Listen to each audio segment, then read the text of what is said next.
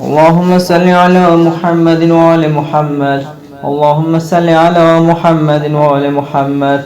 اللهم صل على محمد وعلى محمد. أعوذ بالله من الشيطان الرجيم. بسم الله الرحمن الرحيم. وإلى ثمود أخاهم صالحا قال يا قوم اعبدوا الله ما لكم من إله غيره هو أنشأكم من الأرض واستعمركم فيها فاستغفروه ثم توبوا إليه إن ربي قريب مجيب.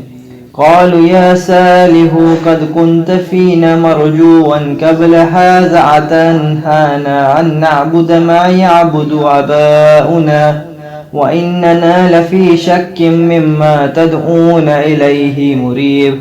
قال يا قوم أرأيتم إن كنت على بينة من ربي وأعطاني منه رحمة فمن ينصرني من الله إن عصيته فما تزيدنني غير تخسير. ويا قوم هذه ناقة الله لكم آية فذروها تأكل في أرض الله ولا تمسها بسوء فيأخذكم عذاب قريب. فعقروها فقال تمتعوا في داركم 3 أيام ذلك وعد غير مكذوب. فلما جاء أمرنا نجينا صالحا والذين آمنوا معه برحمة منا ومن خزي يوم الدين إن ربك هو القوي العزيز. وأخذ الذين ظلموا الصيحة فأصبحوا في ديارهم جاثمين كأن لم يغنوا فيها ألا إن ثمود كفروا ربهم ألا بعدا للثمود. صدق الله العلي العظيم. ہمیں جب کربلا والے بہت یاد آتے ہیں، ہمیں جب کربلا والے بہت یاد آتے ہیں، تڑپ جاتا ہے دل کچھ ایسے منظر یاد آتے ہیں، ہمیں جب کربلا حقیقت کو مٹانے والے مٹ جاتے ہیں دنیا سے، جو حق پر جان دیتے ہیں برابر یاد آتے ہیں، ہمیں جب کربلا لہو جس نے دیا اسلام کو اپنی جوانی کا مسلمانوں ہم شکل پیمبر یاد آتے ہیں، ہمیں جب کربلا گئے نے پوچھا دل میں درد کیوں ہوتا ہے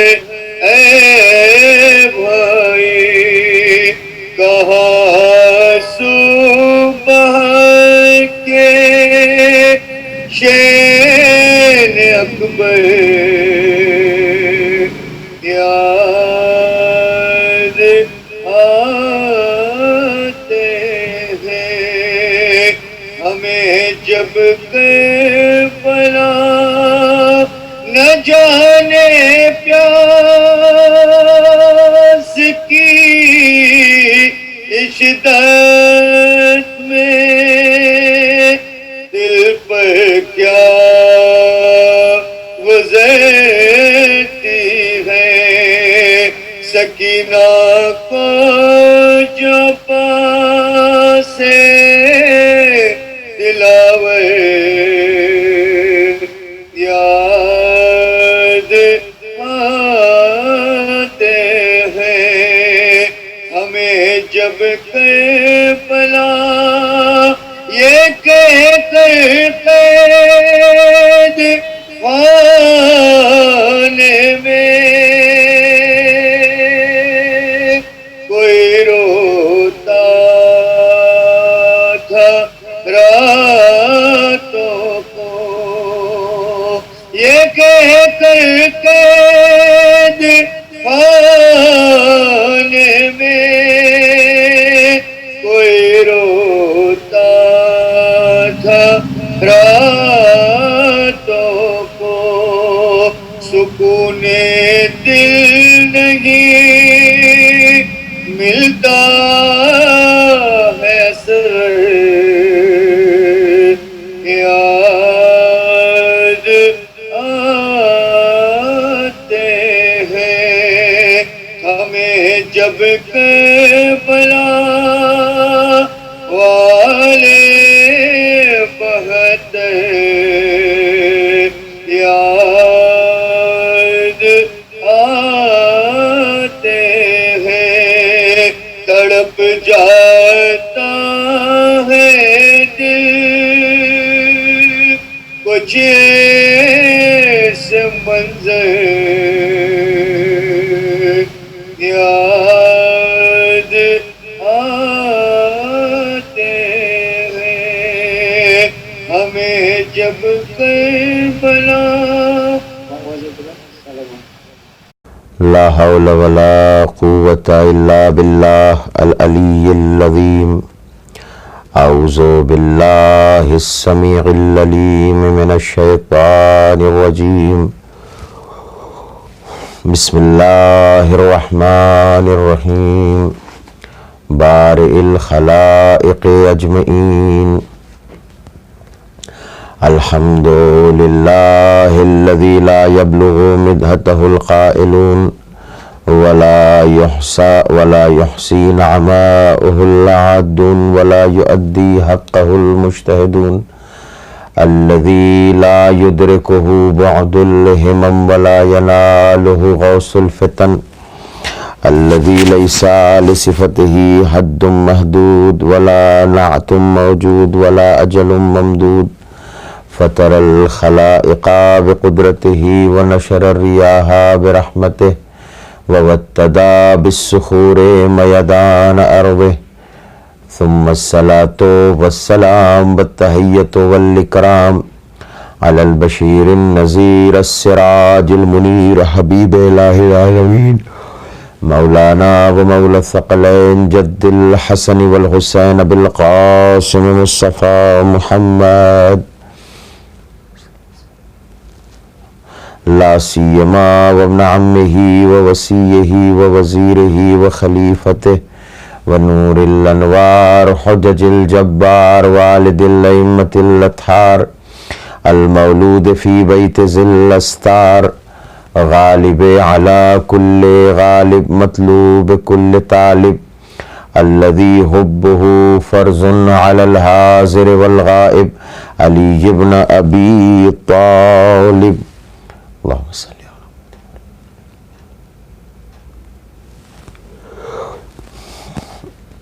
وعلى آله الطيبين الطاهرين المعصومين المنتخبين المنتجبين ولعنة الدائمة على أعدائهم وقتلتهم وغاصب حقوقهم ومنكر فضائلهم وإسمتهم أجمعين من يومنا هذا إلى صباح قيام يوم الدين أما بعد فقد قال اللہ تبارک و تعالی فی کتابہ المجید والفرقانہ الحمید وقولہ الحق بسم اللہ الرحمن الرحیم یا ایہا الذین آمنوا اجتنبوا کثیرا من الظن ان بعض الظن اسم ولا تجسسوا ولا یغتب بعضکم بعضا ایحب احدکم ان یاکل لحم اخیہ میتۃ فکرہتموہ واتقوا اللہ ان اللہ تواب الرحیم۔ صلوات بھیجیں محمد و آل محمد پر۔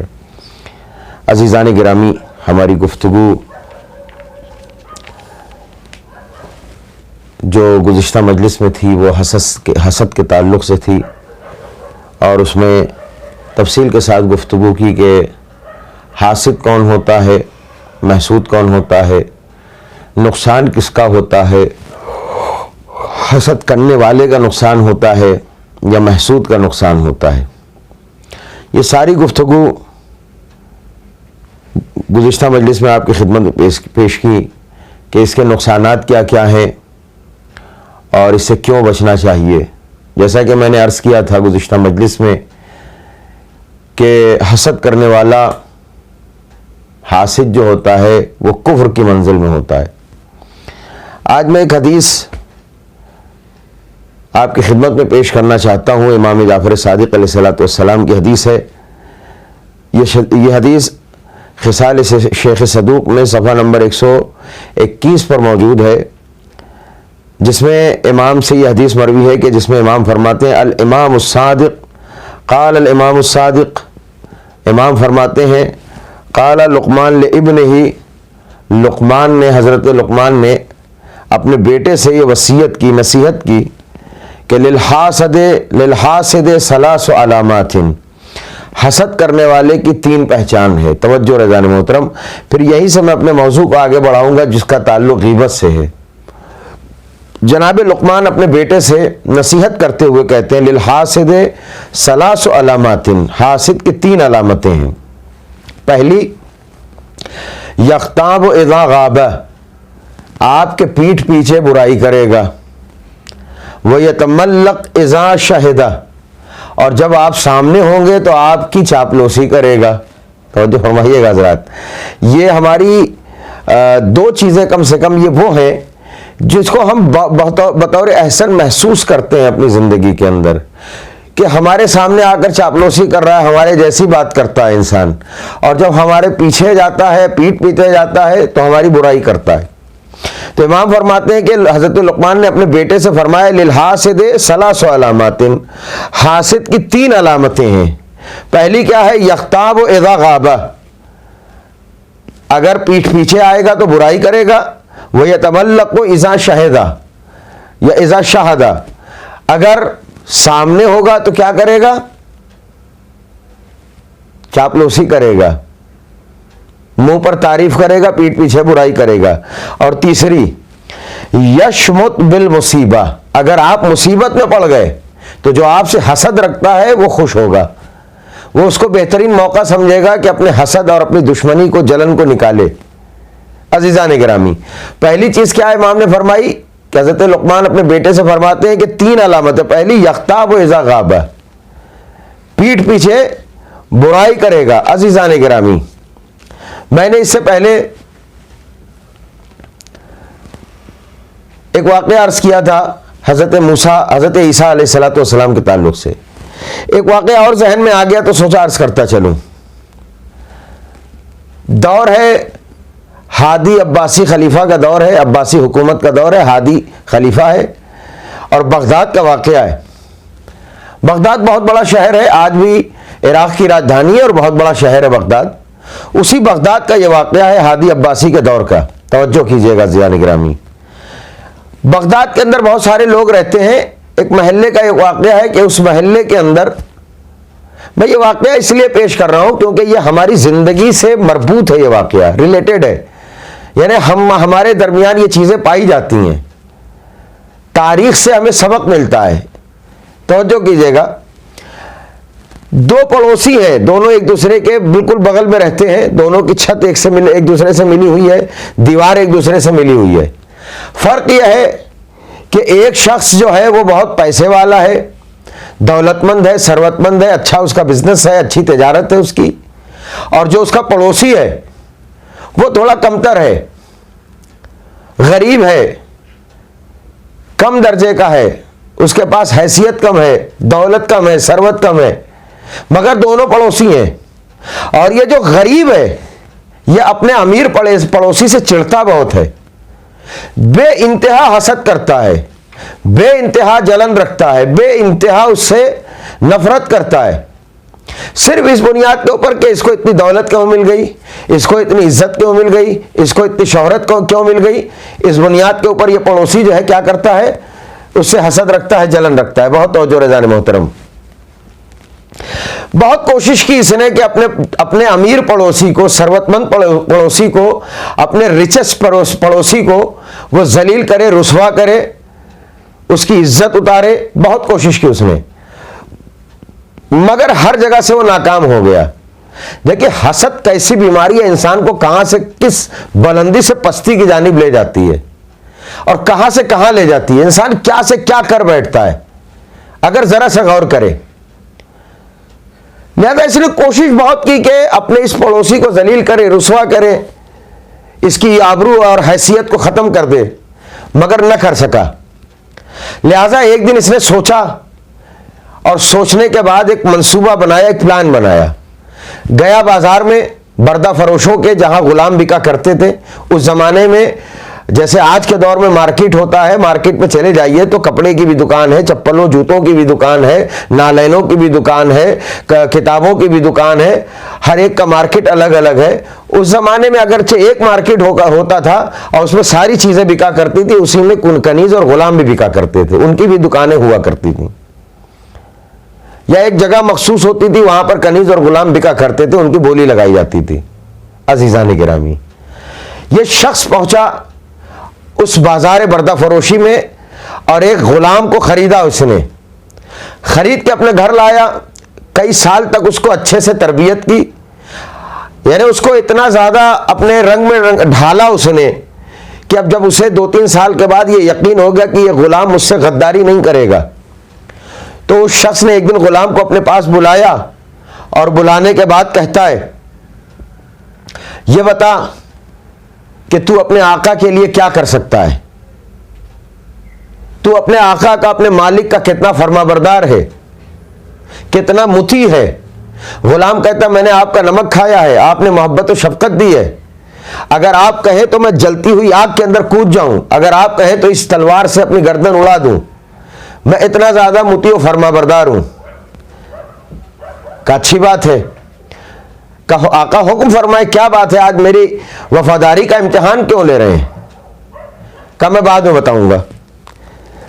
جیسے ہی دن ڈھلا اس نے غلام کو بلایا، رات کی تاریکی ہے، بلانے کے بعد کہتا ہے تو نے کہا تھا کہ اگر میں آگ میں کودنے کے لیے کہوں تو کودے گا، تو تلوار اپنی گردن پر چلا لے گا، اتنا وفادار ہے؟ کہا میں نے کہا تھا اور ہوں وفادار۔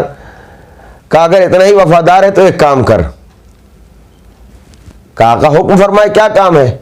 کہا یہ جو میرا پڑوسی ہے جو بہت زیادہ دولت مند ہے، ثروت مند ہے، میں ایک زمانے سے اس کا دشمن ہوں، اس سے حسد کرتا ہوں، بہت چاہا کہ یہ ذلیل و رسوا ہو جائے، اس کی دولت ختم ہو جائے، بڑے جتن کیے میں نے۔ ہمارے ہاں تو یہ بھی ہوتا ہے نا کہ ہم اگر کسی سے حسد رکھتے ہیں، دشمنی رکھتے ہیں، تو ہم باباؤں کے چکر بہت کاٹتے ہیں، تعویذ گنڈے لکھواتے ہیں، برے برے سفلی عمل کرواتے ہیں۔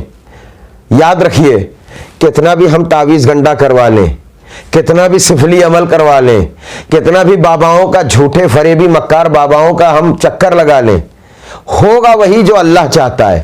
تو جو فرما رہے ہیں آپ، بابا کے چاہنے سے کچھ نہیں ہوتا، اللہ کے چاہنے سے ہوتا ہے۔ لہذا کہتا میں نے بہت کچھ کیا مگر یہ برباد نہیں ہوا، ذلیل و رسوا نہیں ہوا، تو ایک کام کر، رات کی تاریکی ہے، سب سو چکے ہیں، ہم لوگ چھت پر چلتے ہیں، اپنی چھت سے اس پہ چھت پر جائیں گے، تو اپنی تلوار اپنے ساتھ رکھنا۔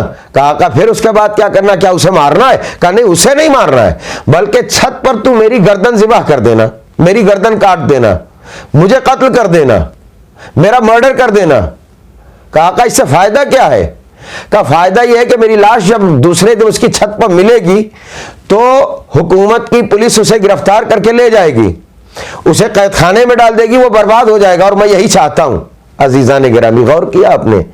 حسد ایسی بیماری ہے, ایسا مرض ہے یہ حسد, کہ جہاں انسان خود برباد ہو کر دوسروں کو برباد ہونے کی خواہش کرنے لگتا ہے. کہاں تک انسان گر جاتا ہے حسد کرتے ہوئے, اس کا معیار, اس کا لیول کتنا نیچے آ جاتا ہے.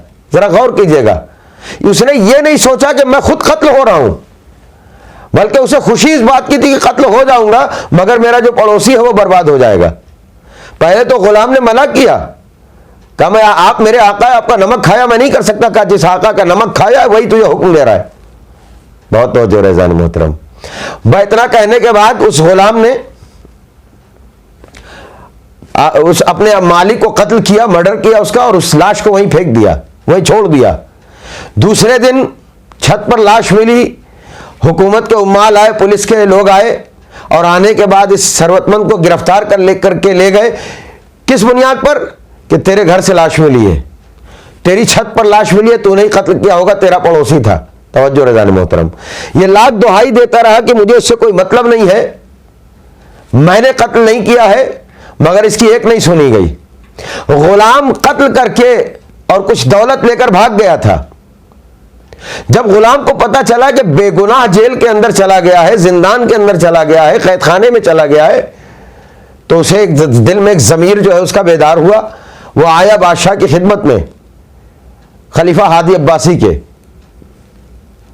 اپنے آپ کو سرنڈر کیا اس نے, اور سرنڈر کرنے کے بعد کہا قتل اس نے نہیں کیا, میں نے کیا ہے, اور مجھے مجبور خود میرے آقا نے کیا کہ میں اسے قتل کروں. وہ اپنے قتل سے اسے برباد کرنا چاہتا تھا. عزیزان گرامی, آ کے اقرار کرتا ہے اور اس کے بعد کہتا ہے اسے چھوڑ دیا جائے, قاتل میں ہوں. بہرحال دربار میں بڑے انصاف پسند لوگ موجود تھے.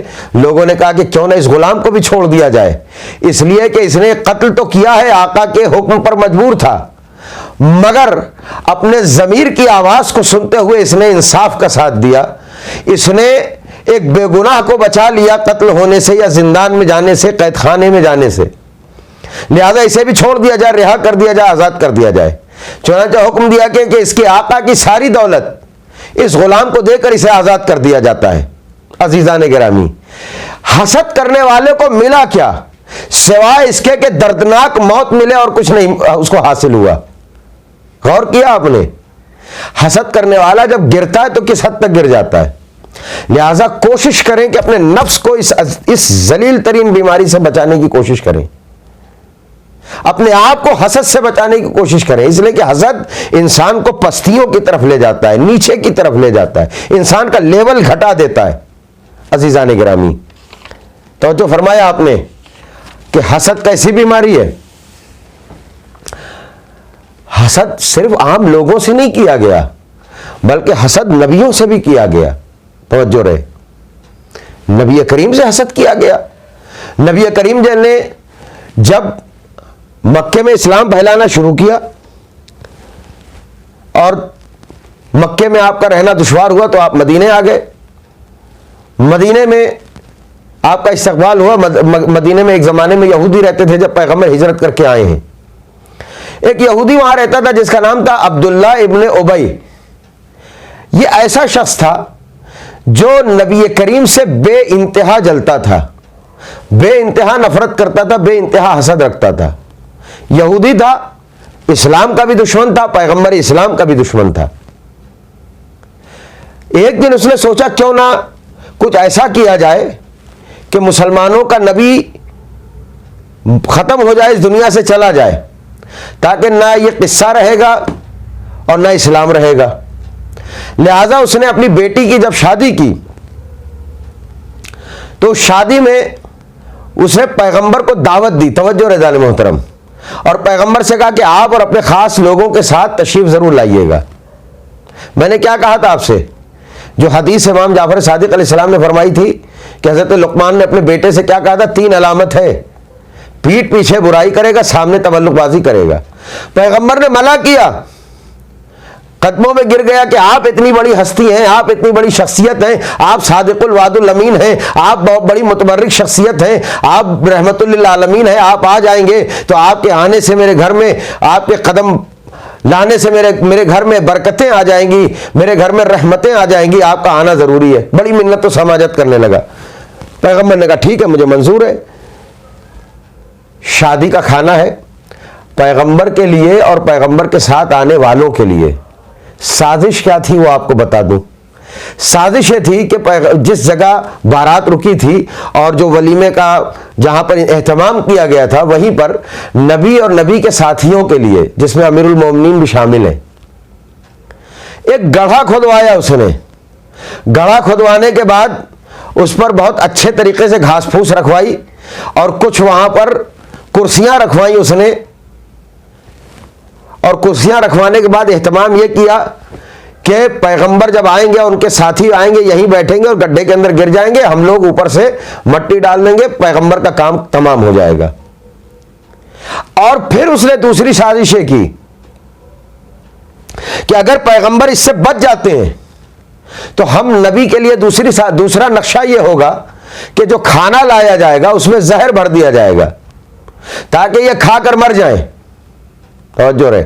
اور تیسرا منصوبہ یہ تھا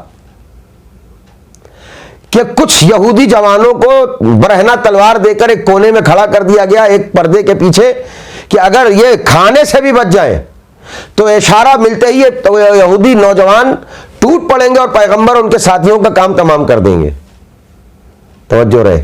ادھر پیغمبر نے امیر المومنین کو بلایا، اپنے کچھ ساتھیوں کو بلایا، کہا چلو اس یہودی کے ہاں بلایا ہے اس نے، اس کی بیٹی کا ولیمہ ہے، بیٹی کی شادی ہے، بلایا ہے، اس کے ہاں جانا ہے۔ جیسے ہی پیغمبر چلنے کے لیے نکلے اللہ نے جبرائیل کو بھیجا، کہا جبرائیل اس وقت؟ کہا یا نبی اللہ اہم پیغام لے کر آیا ہوں، اللہ آپ کو حسد کرنے والوں کی سازشوں سے باخبر کرنا چاہتا ہے۔ کا مطلب کیا ہے؟ کہ جس یہودی کے آپ جا رہے ہیں اس نے آپ کے قتل کا منصوبہ بنایا ہے، پلان تیار کیا ہے اور یہ منصوبہ بنایا ہے، ذرا سنبھل کر رہیے گا، اللہ آپ کی حفاظت کرنے والا ہے۔ توجہ رضوان محترم۔ پیغمبر پہنچے، بڑے اچھے سے استقبال کیا اور لایا اسی جگہ پر جہاں نیچے بڑا سا گڈھا تھا اور اوپر گھاس پھوس تھی۔ توجہ رہے۔ اشارہ کرتا ہے آئیے تشریف لائیے۔ یہ جانتا نہیں تھا کہ یہ نبی ہے اور اللہ جسے چاہتا ہے اس کی حفاظت کرتا ہے۔ جب اللہ ڈوبنے والے کو بچا لیتا ہے تو یہ تو نبی ہے۔ بہت توجہ رہے۔ بٹھایا اس جگہ پر، یہ سوچ رہا تھا جیسے ہی یہ لوگ وہاں قدم رکھیں گے سب کے سب گڈھے میں چلے جائیں گے، اوپر سے مٹی ڈال دی جائے گی، مگر واہ رے میرے اللہ کا کرم، پیغمبر بیٹھے، وہ گھاس اپنی جگہ سے ہلی تک نہیں، پیغمبر کے ساتھ امیر المومنین بیٹھے اور بھی جو لوگ ساتھ میں آئے تھے بیٹھے۔ یہ سوچتا رہ گیا یا اللہ معاملہ کیا ہے، آخر یہ چیز نیچے گئی کیوں نہیں؟ یہ تو بہت معمولی چیز تھی۔ پریشان ہو گیا، لیکن اب اس نے سوچا کہ دوسرا منصوبہ بروئے کار لایا جائے، دوسری پلاننگ پہ عمل کیا جائے۔ دوسری پلاننگ کے تحت کھانا لگایا گیا، کھانے میں زہر ڈالا گیا۔ توجہ رہے، حاسد کیا کیا کرتا ہے۔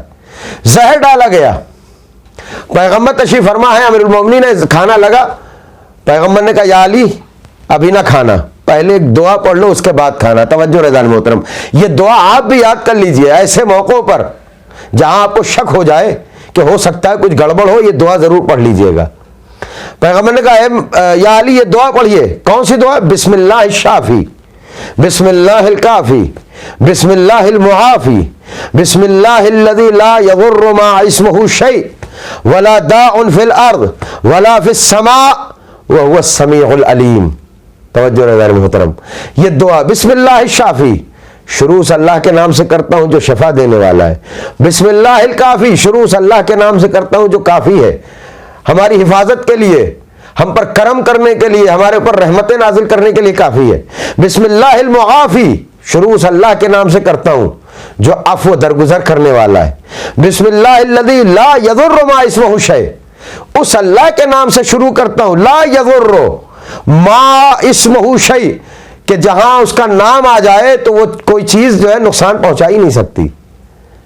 ولا داء فی الارض، اور نہ زمین میں کوئی چیز نقصان پہنچا سکتی ہے، ولا فی السماء، نہ آسمان میں کوئی چیز، وہو السمیع العلیم، وہ اللہ بہتر جانتا بھی ہے، سمجھتا بھی ہے، دیکھتا بھی ہے، اسے علم بھی ہے۔ توجہ رضان محترم، یہ دعا تعلیم فرمائی اسی وقت کیالی دعا پڑھیے، امیر المومنین نے دعا پڑھی، کھانا لگا ہوا تھا، جیسے ہی دعا ختم ہوئی، دیکھیں دعا تو اپنی جگہ ہے، امیر المومنین کی زبان مبارک کی تاثیر اپنی جگہ ہے، دعا پڑھی، اس کا کھانا کھایا، زہر آلود کھانا کھایا، کھانے کے بعد بیٹھے رہے، مگر وہ کھانا اثر نہیں کرتا، توجہ رہے، تھوڑی دیر بیٹھے رہے، یہودی نے ایسا زہر ملایا تھا، ایک صلوات بھیجے محمد وآل محمد پر،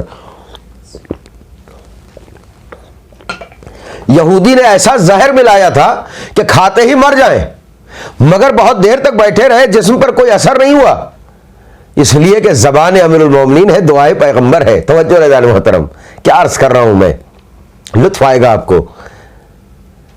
اس نے دیکھا کہ یہ منصوبہ بھی فیل ہو گیا، پیغمبر اپنی جگہ سے اٹھے، چاہتا ہے کہ جوانوں کو اشارہ کریں، بفیرن پیغمبر سمجھ گئے، اشارہ کرنے سے پہلے پیغمبر اپنی جگہ سے اٹھے، امیر المومنین کو اٹھایا، ساتھیوں کو اٹھایا، کہا چلو، یہودی روک رہا ہے کہ رک جائیے، کیونکہ اسے تیسرے پلاننگ پہ عمل کرنا ہے۔ پیغمبر نے کہا نہیں، بس اسی وقت تک کے لیے اللہ کا حکم تھا کہ ہم یہاں رہیں، تیری شادی میں آ گئے، تو نے اچھی مہمان نوازی کی، اب اللہ جانے اور تو جانے۔ توجہ رضان محترم، اور کہہ کے پیغمبر نکلے، امیر المومنین نکلے۔ عزیزان گرامی توجہ کیجیے گا، یہ جو پیغمبر کے ساتھ لوگ گئے ہوتے، یہ بھی اسلحے لے کر گئے تھے، اس لیے کہ اللہ نے باخبر کر دیا تھا۔ پیغمبر نکلے، اتنے میں اس شخص نے ان چھپے ہوئے نوجوانوں کو بلایا، لیکن اس سے پہلے ایک واقعہ ہوا۔ واقعہ یہ ہوا کہ اس کی وہ بیٹی جس کی شادی تھی، اسے بھی اس سازش کی خبر تھی، وہ بھی یہودی تھی، آئی اور آنے کے بعد گڑھے پر دیکھتی ہے، کہتی ہے کمال ہے، یہ گڑھا نیچے گر جانا چاہیے تھا اس پر بیٹھے ہوئے لوگوں کو، مگر یہ گڑھا تو اس طرح محکم ہو گیا جیسے سیمنٹ پلائی ہوئی دیوار ہو یا چھت ہو۔ اور اس کے بعد اس نے کہا میں چڑھ کر دیکھتی ہوں، جیسے ہی وہ چڑھی فوراً اس کے نیچے گر گئی اور مر گئی۔ اس یہودی نے ان نوجوانوں کو بلایا، کہا ذرا یہ کھانا کھا کر دیکھو، اس میں تو زہر ملایا گیا تھا۔ ان برہنہ شمشیر والے جوانوں نے وہ کھانا کھایا، سب مر گئے۔ عزیزان گرامی، حاسد کا نقصان ہوا یا محسود کا ہوا؟ پیغمبر کا کوئی نقصان نہیں ہوا، حسد کرنے والے کا نقصان ہوا۔ توجہ رہے، اور لوگوں نے پوچھا تو اپنی جھیپ مٹانے کے لیے کہتا ہے کہ وہ غلطی سے وہاں بیٹی چلی گئی، اوپر سے گر گئی تھی اور نیچے گڈھے میں چلی گئی، مر گئی۔ نوجوان مرے، کہ نہیں معلوم، ہو سکتا ہے فوڈ انفیکشن ہوا ہو، کھانے میں کوئی کمی رہ گئی ہو۔ عزیزان گرامی، پیغمبر نے برملا کیا کہ یہ جھوٹ بولتا ہے، اس نے ہم سے حسد رکھا اور ہمارے خلاف سازش کی۔ عزیزان گرامی، آپ نے توجہ کیا، حاسد کا ہی نقصان ہوا، پیغمبر کا نقصان نہیں ہوا جن سے حسد کیا جا رہا تھا۔ یاد رکھیے، نقصان ہمیشہ حاسد کا ہوتا ہے۔ اب میں تھوڑا سا آگے بڑھنا چاہتا ہوں، اسی لیے قرآن میں سورہ شمس کی 9 اور 10 نمبر آیت پڑھیے، قد افلح من زکاہا، کامیابی اس کی ہے جو تزکیہ رکھتا ہے، جو پاکیزگی رکھتا ہے، توجہ ہے نا، جس کا نفس پاکیزہ ہے۔ وقد خاب من دساہا، اور بدترین چیزیں اس کے لیے ہیں، ناکامیاں اس کے لیے ہیں، برائیاں اس کے لیے ہیں کہ جو من دساہا، جو حسد، کینہ، بغض، تمام برائیاں رکھتا ہے۔ اس لیے اپنے نفس کو پاکیزہ کریں، اپنے آپ کو پاکیزہ کریں ان تمام بیماریوں سے، ان آلودگیوں سے، تاکہ واقعی من زکاہا کا مصداق بن سکیں۔ ایک صلوات بھیجے محمد وآل محمد پر۔ جلدی جلدی میں اپنی بات عرض کر رہا ہوں، وقت کافی ہو رہا ہے۔ میں نے جو آیت پڑھی تھی خطبے کے بعد، چونکہ حسد کا موضوع مکمل کیا، اور پھر ایک حدیث میں نے آپ کی خدمت پڑھی جس میں مولانا نے کیا فرمایا تھا کہ حاسد کی 3 پہچان ہے۔ پہلی پہچان کیا؟ غیبت کرنا۔ پہلی پہچان ہے غیبت کرنا۔ قرآن کیا کہہ رہا ہے؟ یا ایھا الذین آمنوا، سورہ حجرات کی 12 نمبر آیت، یا ایھا الذین آمنوا اجتنبوا کثیرا من الظن، اے ایمان لانے والو بہت ساری بدگمانیوں سے بچو، مس انڈرسٹینڈنگ جو ہو جاتی ہے اس سے بچو۔ ان بعض الظن اسم، اس لیے کہ بہت سے گمان وہ ہیں، وہم وہ ہیں کہ جو گناہ ہے۔ ٹھہریے، ولا تجسسوا، टोह में भी न रहो एक दूसरे की, एक दूसरे के बारे में मालूमात करने की टोह में भी न रहो। कौन कहां जा रहा है, क्या खा रहा है, क्या पी रहा है, क्या कर रहा है। बहुत से लोगों की आदत होती है। कुरान कहता है ऐसी आदतें ना पालो, क्योंकि गुनाह है, गुनाह से बचो। वला यख्तब बाज़ुकुम बाज़ा, एक दूसरे की गीबत न करो। अयुहिब्बु अहदकुम, क्या तुम में से कोई ऐसा इंसान है जो इस बात को पसंद करता हो, अय्याकुल लहमा अखी, कि अपने मुर्दा भाई की का गोश्त खाए। फकरहतुमूहु, यकीनन कोई नहीं चाहता होगा, कराहत करता होगा, नापसंद करता होगा कि वो मुर्दार भाई का गोश्त खाए। अजीजान गिरामी, यानी गीबत यानी मुर्दा भाई का गोश्त खाना है। पैगंबर ने एक शख्स से रूबरू होकर कहा था, एक शख्स आया, पैगंबर ने कहा मेरे सामने से दूर हट जा। कहा क्यों या नबी अल्लाह? कहा तेरे मुंह से तेरे मुर्दा भाई की बदबू आती है, गोश्त महसूस हो रहा है। कहे नबी अल्लाह मतलब क्या है? कहा तूने किसी की गीबत की है, बुराई की है। फौरन इकरार करता या नबी अल्लाह हाँ गीबत की है। कहा ये गीबत नहीं की है, तूने अपने मरे हुए भाई का गोश्त खाया है। जाकर तौबा कर, या तो उसे राजी कर, या अल्लाह की बारगाह में जाकर इस्तिग़फ़ार कर, उसके लिए भी और अपने लिए भी। तो फरमाया आपने, जबकि कुरान मोमिनीन के लिए क्या कह रहा है? इन्नमल मोमिनून इख़्वा, मोमिनीन आपस में भाई हैं। फ़अस्लिहू बैना अख़वैकुम, और जब मोमिन आपस में भाई हैं तो इन्हें लड़ाने की कोशिश ना करो। गीबत क्यों की जाती है? ताकि लोग आपस में लड़ जाएं, बुराई इसीलिए की जाती है। कुरान कह रहा है कि गीबत ना करो, मोमिन आपस में भाई हैं। जब भाई हैं तो कुरान कह रहा है फ़ास्लिहू बैना अख़वैकुम, तुम्हारे भाई हैं तो अगर भाइयों में किसी बात पर नाइत्तफ़ाक़ी हो गई है तो इन्हें मिलाने की कोशिश करो, इस्लाह करो, सुलह करो इनके दरमियान। वत्तक़ुल्लाह, अल्लाह का तक़वा अख्तियार करो, लअल्लकुम तुरहमून, ताकि तुम पर अल्लाह की रहमत नाजिल हो। सूरह हुजरात की 10 नंबर आयत। मालूम कुरान में अल्लाह ने क्या कहा है कि मोमिनीन आपस में एक दूसरे के भाई हैं। भाई आपस में लड़ता नहीं है, बल्कि सुलह कराता है अगर कोई गलतफहमी हो जाए। तो जो फरमा रहे हैं आप, गीबत से दूर रहने की बात कही गई। आइए कुछ रवायतें देखें। इमाम अली अलैहिस्सलाम की एक हदीस है, ग़ुरूरुल हिकम जिल्द 1 सफ़ा नंबर 307 पर इमाम फरमाते हैं अस्सामिउ लिल गीबा कल मुख्ताब। अच्छा, हमें गीबत सुनने में बड़ा मजा आता है ना, किसी की बुराई हो रही हो, किसी की चुगली हो रही हो, गीबत की जा रही हो, हम सुनते बड़े गौर से और उसमें हिस्सा भी लेते हैं, पार्टिसिपेट भी करते हैं। सामने वाले ने एक बात कही, हम 4 बात कह देते हैं उसी इंसान से मुताल्लिक जो मोमिन है, जो हमारे सामने नहीं है। याद रखिए, अगर किसी मोमिन की बुराई हम कर रहे हैं और वो है नहीं तो यह गीबत है, और अगर वो मौजूद है तो हम उसकी तौहीन कर रहे हैं, और अगर वो नहीं है और हम ऐसी बात कह रहे हैं कि जो उसमें नहीं पाई जाती तो यह तोहमत है, यह इत्तिहाम लगाना है। तीनों गुनाह कबीरा हैं। गीबत, बहुत से लोग कहते हैं हमने क्या गलत कहा, ये बातें तो उसके अंदर पाई जाती हैं, ऐसा है वो। कुरान कहता है उसी बात को तो नहीं कहना है जो उसके अंदर पाई जाती हैं, और जो नहीं पाई जाती वो कह दिया तो तोहमत है, वो भी गुनाह। जो है उसी को बरमला कर दिया, उसको जलील और रुसवा कर दिया तो यह गीबत है। उसके सामने कह दिया तो गीबत भी किया और उसकी तौहीन भी की। कुरान कहता है यह गुनाह कबीरा है, इस्लाम कहता है गुनाह कबीरा है, यह नहीं करना चाहिए। अजीजान गिरामी, लेकिन हमें मजा तो नहीं आता है गीबत करने में। तसव्वुर करें कि क्या हम वाकई अपने भाई, मरे हुए भाई का गोश्त खा रहे हैं। इमाम फरमाते हैं अस्सामिउ लिल गीबा, जो गीबत करता है, लिल गीबा, जो गीबत करता है वो तो गीबत करता है, वो गुनाहगार तो है ही है। जो सुन रहा है कल मुख्ताब, वो भी वैसा ही है जैसे गीबत करने वाला हो। तो जो फरमाया आपने, यानी गीबत करने वाला भी गुनाहगार है, गीबत सुनने वाला भी उसी तरह गुनाहगार है जैसे गीबत करने वाला। ये ना कहिएगा कि हम तो सुन रहे थे बस। इमाम फरमाते दोनों गुनाहगार हैं, बराबर के गुनाहगार हैं। पैगंबर फरमाते हैं, हमारी तूसी सफा नंबर 192 पे हदीस है, कफ़ारतुल इख्तियाब अन तस्तग़फिरा लिमन इग़तबतहू। तुम चाहते हो ना गीबत किया है, उसका कफ़ारा देना चाहते हो, तो उसका बेहतरीन कफ़ारा यह है, कफ़ारा याद रखिएगा, कफ़ारा यह है, پیغمبر کی زبانی. ہر چیز کا کفارہ ہوتا ہے. روزے کا کفارہ ہے اگر نہیں رکھا جان بوجھ کر, ٹھیک ہے نا. قسم لی تھی, قسم پوری نہیں کی, کفارہ ہے. توڑ دیا قسم, کفارہ ہے. توجہ رہے. اسی طرح سے پیغمبر فرماتے غیبت کیا ہے اس کا بھی کفارہ ادا نہیں کرو گے, نفس پاکیزہ نہیں ہوگا. کفارہ کیا ہے؟ ان تستغفر لمن اغتبتہ, کہ جس کی غیبت کی ہے اس کے لیے استغفار کرو, کم از کم اس کے لیے دعا کرو کہ اللہ اس کے گناہ بخش دے. اگر اسے راضی نہیں کر سکتے ہو تو اس کے لیے استغفار کرو, اتنا استغفار کرو کہ اللہ کہے کہ بس تیرا استغفار کافی ہو گیا, میں نے اسے بھی بخش دیا, تجھے بھی بخش دیا. یہ کفارہ ہے غیبت کا. ایک صلوات بھیجئے محمد و آل محمد پر. اچھا ایک بات اور سن لیجئے.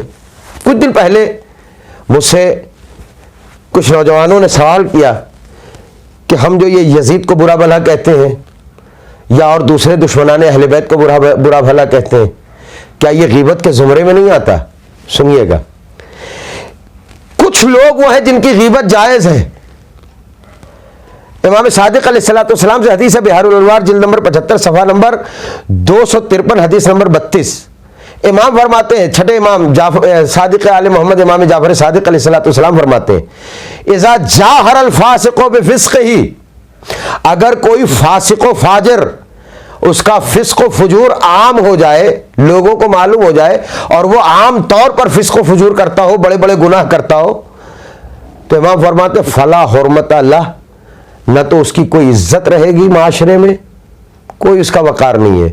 ولا غیبتہ, اور اس کی غیبت بھی جو ہے غیبت نہیں ہوگی, بلکہ ضروری ہے کہ اس کی باتوں کو عام کیا جائے, اس کی برائیوں کو عام کیا جائے. کیوں؟ اس لیے کہ اب وہ چھپ کر نہیں کھل کر گناہ کر رہا ہے. اگر چھپ کر رہا ہو تو الگ مسئلہ ہے, لیکن اگر کوئی کھل کر رہا ہو تو پھر امام فرماتے ہیں اس کی غیبت جائز ہے, اس کی بے احترامی جائز ہے. تو جو فرمایا آپ نے, اب جو لوگ خلافت کا لبادہ اوڑھ کر شراب پیتے ہوں, سیدہ کے دروازے کو جلاتے ہوں, حضرت محسن کو شہید کیا ہو, جنہوں نے امام حسن کے جنازے پہ تیر برسایا ہو, جو حضرت علی کے مقابلے میں جنگ لڑنے آئے ہو.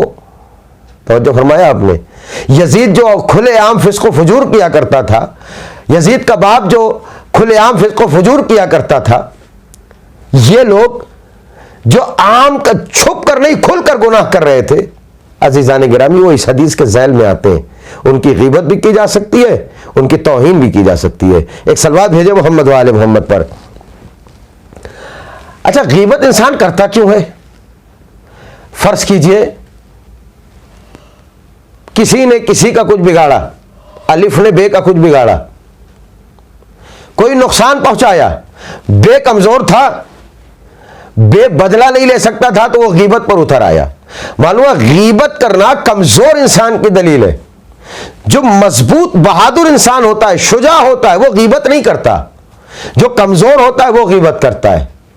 امام علی فرماتے ہیں الغیبت جہد العاجز, غیبت کرنا ایک کمزور انسان کی کوشش ہے, ایک کمزور انسان کی پہچان ہے. عزیزان گرامی, کوئی یہ نہ سمجھے کہ ہم نے فلاں کی برائی کر دی, غیبت کر دی تو بہت بہادر ہو گئے. سب سے کمزور انسان یہی ہے. بہادر وہ ہے کہ جو منہ در منہ کی لڑائی لڑتا ہو, جو سامنے آ کر ادب و احترام سے اپنی بات رکھتا ہو, وہ بہادر ہے. جو غیبت کرتا ہے, برائی کرتا ہے, حسد کرتا ہے, وہ یقیناً بہادر نہیں بلکہ کمزور انسان ہے. ایک صلوات بھیجے محمد و آل محمد پر. عزیزان گرامی, میں نے یہاں تک بات آپ کی خدمت میں پیش کی. آپ ذرا غور کیجئے, غیبت کتنی بڑی بیماری ہے, حسد کتنی بڑی بیماری ہے. آج بات کو یہیں ختم کر دوں گا. دو اہم ٹاپک پر بات کو ختم کر رہا ہوں. روایتوں اور آیتوں کو پیش کرنے کے بعد ایک واقعہ پیش کرنا چاہتا ہوں. بنی اسرائیل کو آپ جانتے ہیں نا, حضرت موسیٰ کی قوم ہے اور نسل ہے حضرت یعقوب کی, 12 بیٹوں سے یہ نسل چلی. بنی اسرائیل کے زمانے میں کئی مرتبہ قحط آیا. ایک واقعہ بہت ساری کتابوں میں نقل ہے کہ قحط آیا, اور قحط ایسا کہ پانی برس نہیں رہا ہے, لوگ پریشان ہیں, پیاسے مر رہے ہیں, جانور پیاسے مر رہے ہیں. حضرت موسیٰ سے روایت ہے, حضرت موسیٰ یہ بیان کرتے ہیں کہ میں نے کئی بار نماز استسقاء پڑھی, ہمارے یہاں پڑھی جاتی ہے نا، اگر باران رحمت نہ نازل ہو، قحط آنے لگے، بارش نہ ہو رہی ہو، لوگ پریشان ہو بارش کے لیے، تو نماز استسقاء پڑھی جاتی ہے تاکہ اللہ اس نماز کے ذریعے سے کم بارش کر دے۔ حضرت موسیٰ کہتے ہیں میں نے کئی بار نماز استسقاء پڑھی، میں نے کئی بار دعائیں کی، مگر باران رحمت نازل نہیں ہوئی، بارش نازل نہیں ہوئی، بہت پریشان ہو گیا۔ لہذا اللہ سے پوچھا پروردگار کیا مصلحت ہے، کیا بات ہے، بارش کیوں نہیں ہو رہی ہے، نزول رحمت کیوں نہیں ہو رہا ہے؟ اللہ نے جبرائیل کو روانہ کیا، جبرائیل آئے، کہا یا نبی اللہ، اللہ یہ فرما رہا ہے کہ آپ کی نماز استسقاء، آپ کی دعا رکی ہوئی ہے۔ کہا کیوں؟ کہا آپ کی بستی میں ایک شخص ہے جو بہت بڑا چغل خور بھی ہے، حاسد بھی ہے، غیبت بھی کرنے والا ہے،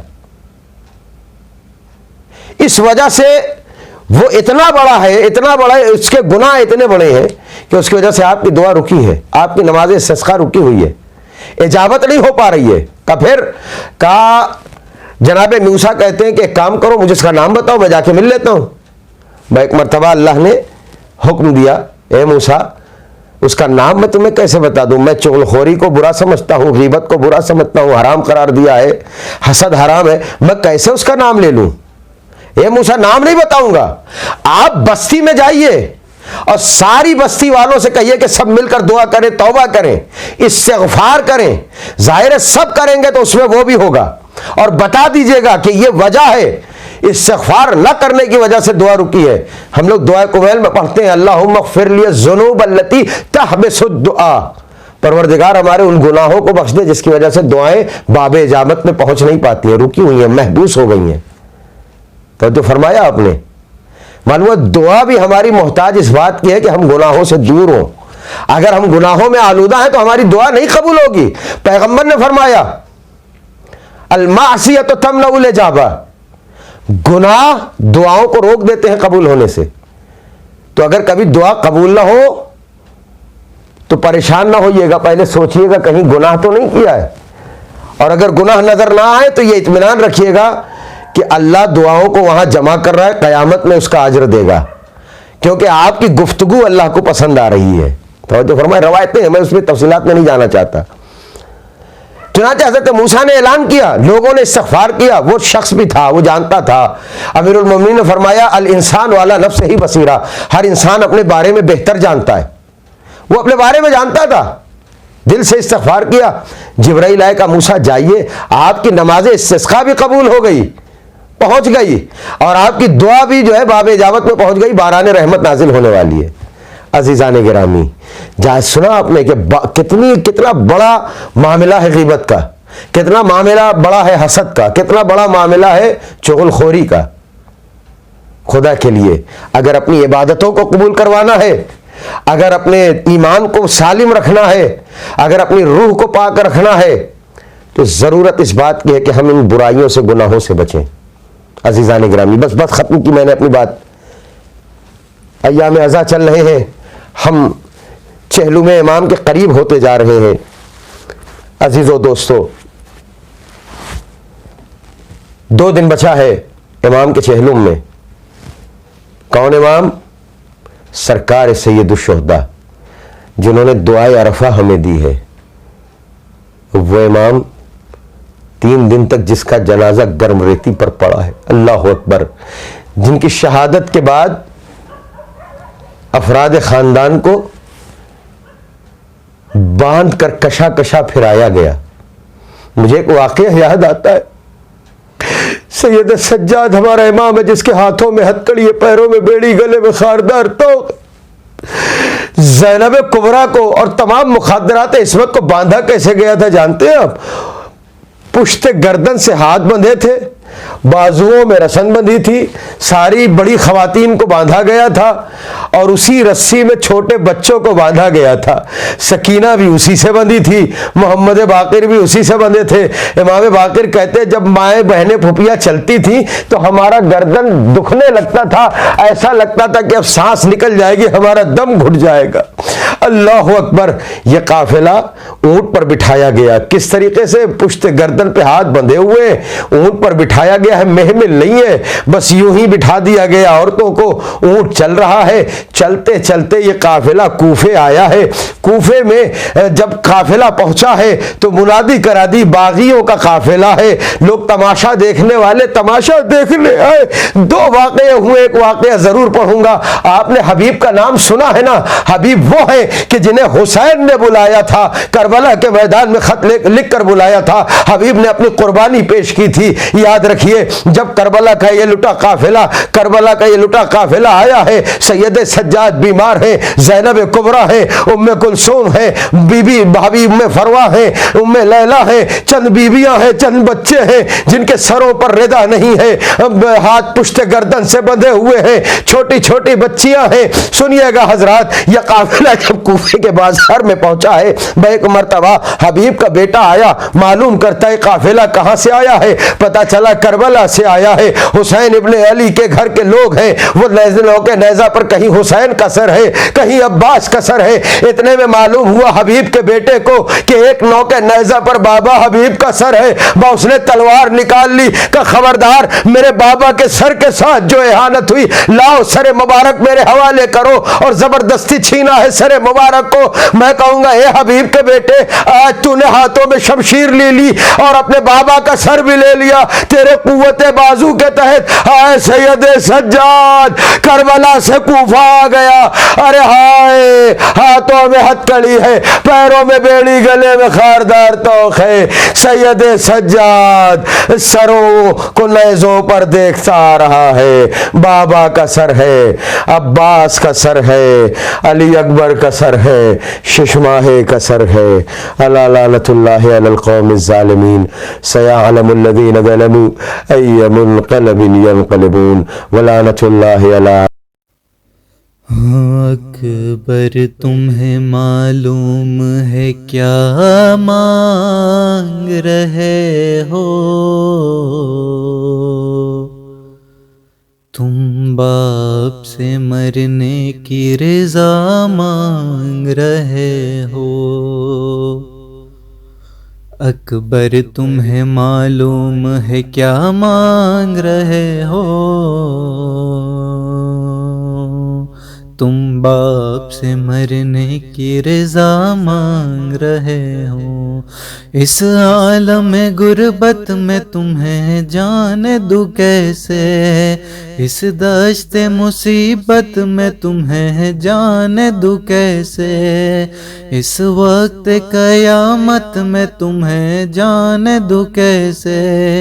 اے لال جو تم اذن وغا مانگ رہے ہو، تم باپ سے مرنے کی رضا مانگ رہے ہو۔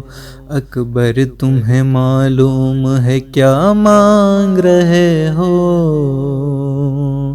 تم باپ سے مرنے کی رضا مانگ رہے ہو۔ کیا گزرے گی اس باپ کے دل پر نہیں سوچا، تو نے یہ میری جان لی اکبر نہیں سوچا، مر جاؤں گا میں تجھ سے بچھڑ کر نہیں سوچا، تم مجھ سے ضعیفی کا عصا مانگ رہے ہو، تم باپ سے مرنے کی رضا مانگ رہے ہو۔ اکبر تمہیں معلوم ہے کیا مانگ رہے ہو، تم باپ سے مرنے کی رضا مانگ رہے ہو۔ دل روتا ہے نظروں سے اگر دور ہو بیٹا، کس طرح جدائی تیری منظور ہو بیٹا، تم ہی میری آنکھیں ہو میرا نور ہو بیٹا، مجھ سے میری آنکھوں کی ضیا مانگ رہے ہو، تم باپ سے مرنے کی رضا مانگ رہے ہو۔ اکبر تمہیں معلوم ہے کیا مانگ رہے ہو، تم باپ سے مرنے کی رضا مانگ رہے ہو۔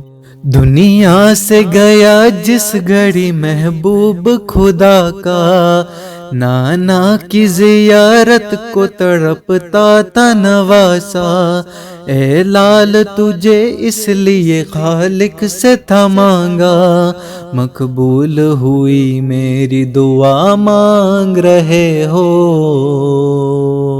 تم باپ سے مرنے کی رضا مانگ رہے ہو، اکبر تمہیں معلوم ہے کیا مانگ رہے ہو، تم باپ سے مرنے کی رضا مانگ رہے ہو، اسلام پہ خود اپنا لہو رن میں بہاؤ، سینے پہ سینہ شان سے میدان میں کھاؤ، تصویر پیمبر کی تہے خاک ملاؤ، کیا اس لیے مرنے کی رضا مانگ رہے ہو، تم باپ سے مرنے کی رضا مانگ رہے ہو، اکبر تمہیں معلوم ہے کیا مانگ رہے ہو، تم باپ سے مرنے کی رضا مانگ رہے ہو، ایک روز تجھے آن کے مانگا تھا پھوپھی نے، 18 برس نازوں سے پالا تھا پھوپھی نے، بیٹوں سے بھی زیادہ تمہیں چاہا تھا پھوپھی نے، احسان جو زینب نے کیا مانگ رہے ہو، تم باپ سے مرنے کی رضا مانگ رہے ہو، اکبر تمہیں معلوم ہے کیا مانگ رہے ہو، تم باپ سے مرنے کی رضا مانگ رہے ہو، رکھتے نہیں تم اس کی خبر اے میرے پیارے، کس درجہ محبت ہے تیری دل میں ہمارے، نانا کی میرے شکل ہے پیکار میں تمہارے، تم صورت محبوب خدا مانگ رہے ہو، تم باپ سے مرنے کی رضا مانگ رہے ہو، اکبر تمہیں معلوم ہے کیا مانگ رہے ہو، تم باپ سے مرنے کی رضا مانگ رہے ہو، سر تیرا بھی جس وقت چڑھے گا سر نیزہ، ہوگا سر میدان جدا سر بھی تمہارا، ہم شکل پیمبر کا گلا کاٹیں گے آدھا، گویا میرے نانا کا گلا مانگ رہے ہو، تم باپ سے مرنے کی رضا مانگ رہے ہو، بابا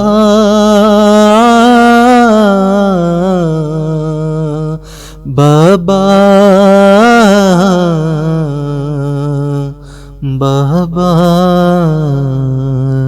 بابا مجھے معلوم ہے کیا مانگ رہا ہوں، ایک باپ سے مرنے کی رضا مانگ رہا ہوں، بابا مجھے اماں نے بھی کچھ درس دیا ہے، آداب وفا سے مجھے آگاہ کیا ہے، پہلے میں مروں آپ سے وعدہ یہ لیا ہے، بس اس لیے مرنے کی رضا مانگ رہا ہوں، ایک باپ سے مرنے کی رضا مانگ رہا ہوں، بابا مجھے معلوم ہے کیا مانگ رہا ہوں، ایک باپ سے مرنے کی رضا مانگ رہا ہوں، ہے آپ تو بابا بن خاتون قیامت، اور ماں ہے میری یاد نسی ایک پہکر عصمت، کیا سینے میں اس کے نہیں کچھ جذبہ ہے عصمت، میں مادر مضطر کا کہاں مانگ رہا ہوں، ایک باپ سے مرنے کی رضا مانگ رہا ہوں، بابا مجھے معلوم ہے کیا مانگ رہا ہوں، ایک باپ سے مرنے کی رضا مانگ رہا ہوں۔ بابا مجھے احوال دل زار پتہ ہے سخت بہت منزل دشوار پتہ ہے، اور دین کا مشکل میں ہے سردار پتہ ہے، یوں آپ سے مرنے کی رضا مانگ رہا ہوں، ایک باپ سے مرنے کی رضا مانگ رہا ہوں، بابا مجھے معلوم ہے کیا مانگ رہا ہوں، ایک باپ سے مرنے کی رضا مانگ رہا ہوں۔ میں شاعر حساس جگر سوز ہوں خورشید، محو غم شبیر شب و روز ہوں خورشید، عالم مصائب سے زمیں دوز ہوں خورشید، کشکول میں کچھ اشک عزا مانگ رہا ہوں، ایک باپ سے مرنے کی رضا مانگ رہا ہوں، بابا مجھے معلوم ہے کیا مانگ رہا ہوں، ایک باپ سے مرنے کی رضا مانگ رہا ہوں۔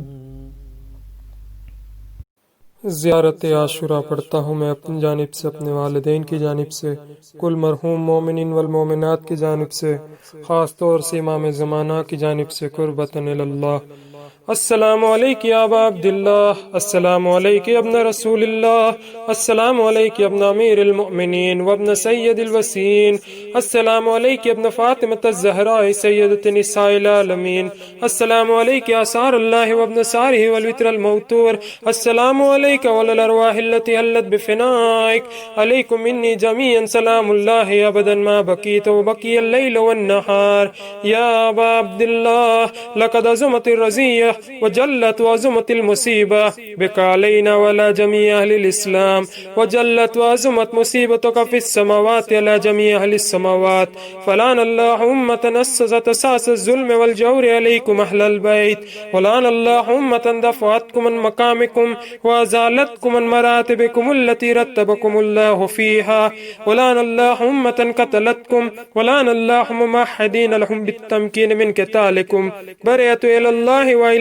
منہم واشیائہم واتباعہم واولیائہم، یا ابا عبداللہ انی سلم لمن سالمکم وحرب لمن حاربکم الى یوم القیامہ، ولعن اللہ علی زیاد وعلی مروان، ولعن اللہ بنی امیہ کاتبہ، ولعن اللہ ابن مرجانہ، ولعن اللہ عمر ابن سعد، ولعن اللہ شمرہ، ولعن اللہ امت نسرجت والجمت وتنقبت لقتالک بأبی انت وأمی لقد عظم مصابی بک، فأسأل اللہ الذی اکرم مقامک واکرمنی ان یرزقنی طلب السارق مع امام منصور من اہل بیت محمد صلی اللہ علیہ وآلہ، اللہم اجعلنی عندک وجیہا بالحسین علیہ السلام فی الدنیا والآخرہ، یا ابا عبداللہ انی اتقرب الی اللہ وإلی رسولہ وإلی امیر المؤمنین وإلی فاطمة وإلی الحسن وإلیک بموالاتک وبالبراءة ممن اسست اساس ذلك وبنى عليه بنيانا وجرى في ظلمه وجوره عليكم وعلى أشيائكم، برئت إلى الله وإليكم منهم وتقرب إلى الله ثم إليكم بموالاتكم وموالاة وليكم وبالبراءة من أعدائكم والناصبين لكم الحرب وبالبراءة من أشيائهم وأتباعهم، إني سلم لمن سالمكم وحرب لمن حاربكم وولي لمن والاكم وعدو لمن أعداكم، فأسأل الله الذي أكرمني بمعرفتكم ومعرفة أوليائكم ورزقني البراءة من أعدائكم أن يجعلني معكم في الدنيا والآخرة وأن يثبت عندكم قدم صدق في الدنيا والآخرة، وأسأله أن يبلغني المقام المحمود لكم عند الله وأن يرزقني طلب الساري مع إمام هدى ظاهر ناطق بالحق منكم، وأسأل الله بحقكم وبالشان الذي لكم عنده ويعطيني بمصابيبكم أفضل ما يؤتي مصابا بمصيبته مصيبة ما عظم وعظم رزيتها في الإسلام وفي جميع السماوات والأرض والأرض اللهم اجعلني في مقام هذا ممن تناله منك صلوات ورحمة ومغفرة اللهم اجعل محياي محيا محمد وآل محمد ومماتي ممات محمد وآل محمد اللهم إن هذا يوم تبركت به بن أمية وابن عقلة الأكباد اللين ابن اللين على لسانك ولسان نبيك صلى الله عليه وآله في كل موطن وموقف وقف فيه نبيك صلى الله عليه وآله اللهم لا نبا سفيان ومعاوية ويزيد بن معاوية عليهم منك لعنة عبد العابدين وهذا يوم فرد به آل زياد وآل مروان بقتلهم الحسين صلوات الله عليه اللهم فضائف عليهم اللعنة منك والعذاب الأليم اللهم إني أتقرب إليك في هذا اليوم وفي موقفي هذا وأيام حياتي بالبراءة منهم واللعنة عليهم وبالموالاة لنبيك وآل نبيك عليه وعليهم السلام اللهم لعن أول الظالم ظلم حق محمد وآل محمد وآخر التابعين له ولا ذلك اللهم لعن الإصابة التي جاحدت الحسين وشايعت وبايعت وتعبت على قتله اللهم لعنهم جميعا السلام عليك يا أبا عبد الله وللأرواح التي حلت بفنائك عليك مني سلام الله أبدا ما بكيت وبكي الليل والنهار ولا جعله الله آخر العهد مني لزيارتكم السلام على الحسين وعلى علي ابن الحسين وعلى أولاد الحسين وعلى أصحاب الحسين اللهم خص أنت أول الظالم باللعن مني وابدأ بي أولا ثم الثانية والثالثة والرابع اللهم لعن يزيد خامسا ولعن عبيد الله بن زياد وابن مرجان وعمر بن سعد وشمرا وعلى أبي سفيان وعلى زياد وعلى مروان إلى يوم القيامة سجدے میں جائے اللهم لك الحمد حمد الشاكرين